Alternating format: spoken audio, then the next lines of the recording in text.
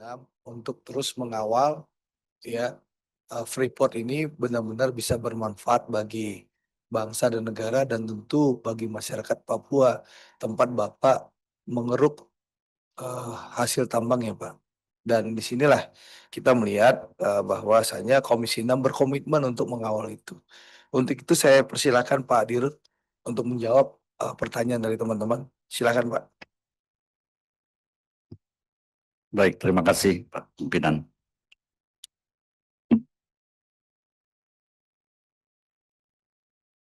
Jadi saya mulai dulu dengan mungkin ada beberapa pertanyaan yang hampir mirip ya. Jadi saya jelaskan mengenai produksi emas kita. Sampai dengan tahun 2024, kalau kita lihat angka 2024 yang kita sebutkan dengan produksi emas atau tembaga, itu adalah dalam bentuk konsentrat. Jadi yang dijual konsentrat, tapi di dalamnya isinya adalah tembaga, emas, dan perak.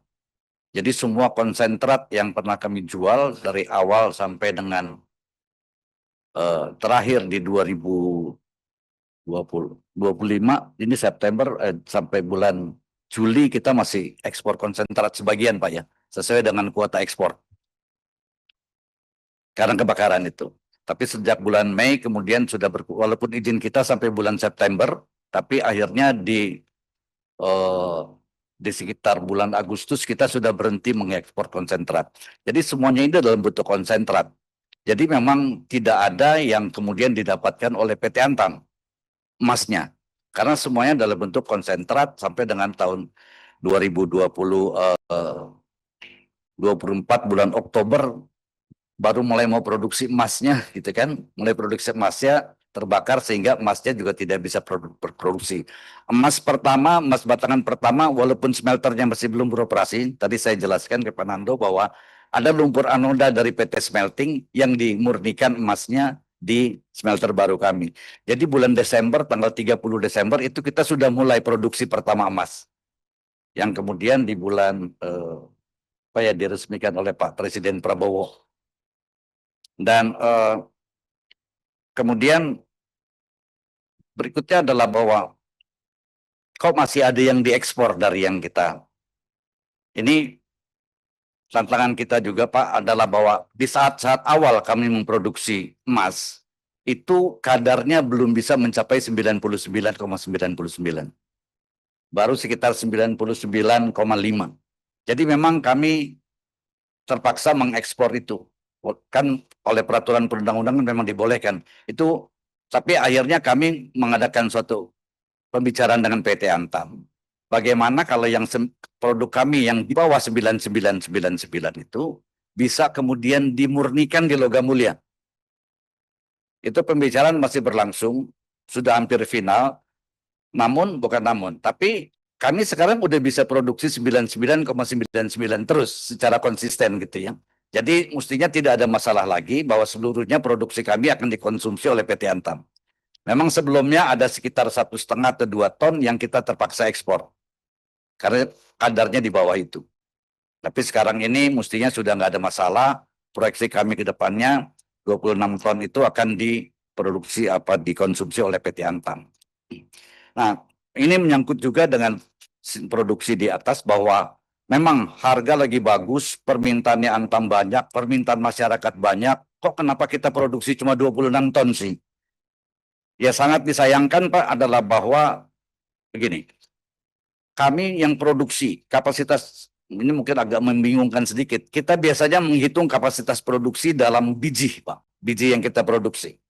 Tadi saya sempat sampaikan sekitar 200.000 ton biji per hari. Biji ini kandungannya bisa berbeda Pak. Maksudnya berbeda kadarnya. Kadang-kadang dia tembaganya 1,2%, emasnya 1,2 gram per ton, kadang-kadang dia menjadi 0, tergantung dari sisi mana kita mengambilnya.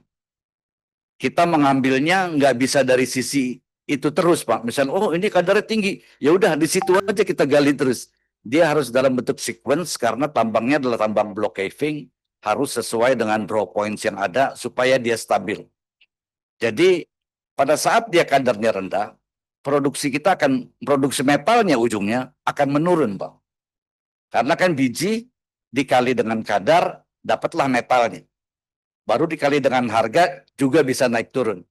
Tadi saya sampaikan bahwa walaupun produksi turun, tapi karena harganya naik, jadi pendapatannya bisa nggak terlalu beda-beda jauh.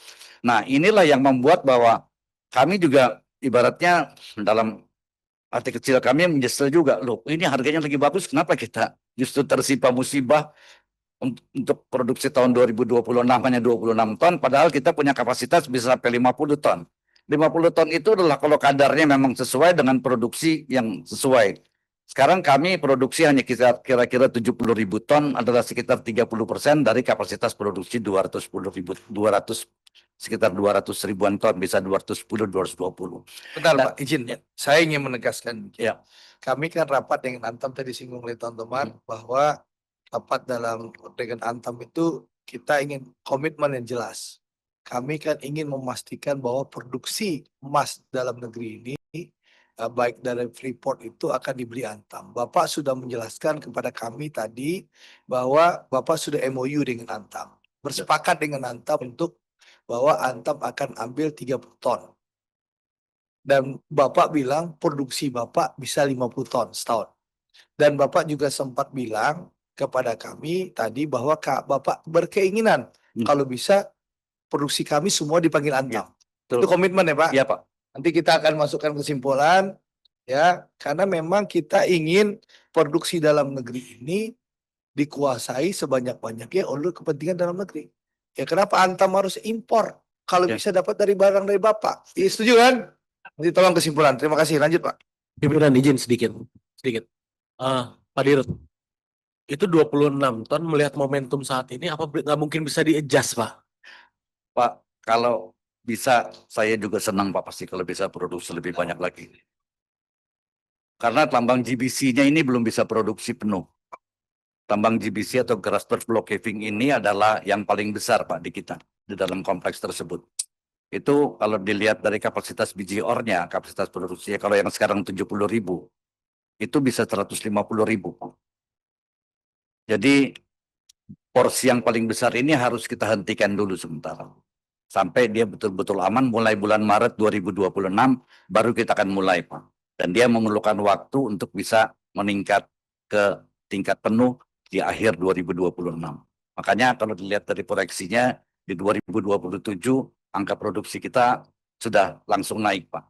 Kalau memungkinkan nggak Pak, kalau joint production untuk mengoptimalkan momentum ini? Misalkan kan kita paham ada aman mineral dan lain-lain gitu kan, tapi yang menginisiasi teman-teman nih, Yap. gitu. Jadi supaya ini kita bicara memenuhi kebutuhan dalam negeri, menekan impor. Baik, baik Pak. Jadi tadi saya sampaikan bahwa tambang bawah tanah kami, terus tambang GBC.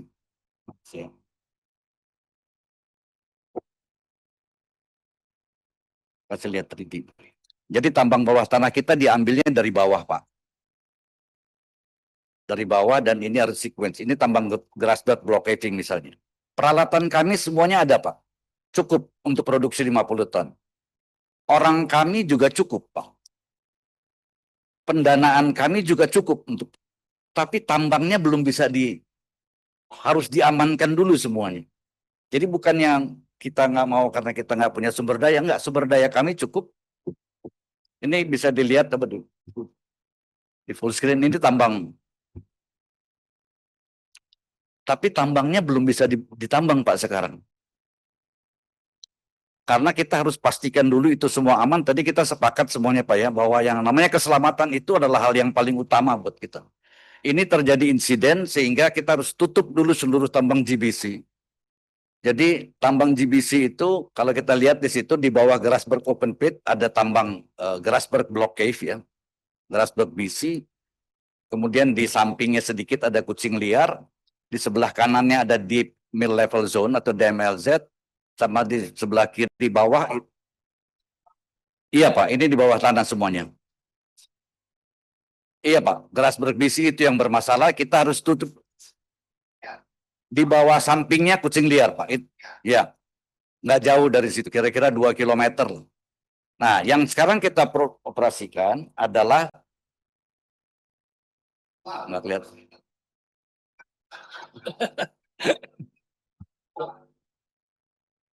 Ini di sini yang terjadi insiden, Pak. Salah satu panel di sini. Jadi yang ini tidak terdampak, ini tidak terdampak.